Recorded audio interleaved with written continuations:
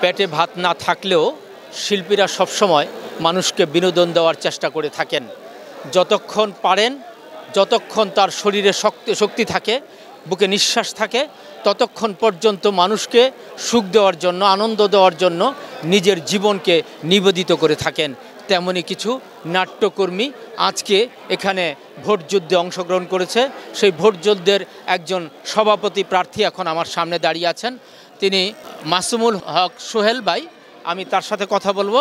একজন সভাপতি প্রার্থী, আপনি যদি জয়ী হতে পারেন তাহলে শিল্পীদের জন্য আপনি কি করবেন?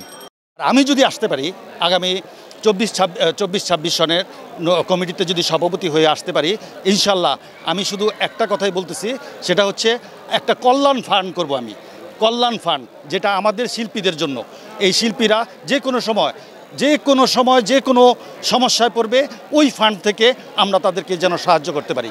এটা আমার প্রথম লক্ষ্য, একটা কল্যাণ ফান্ড করা।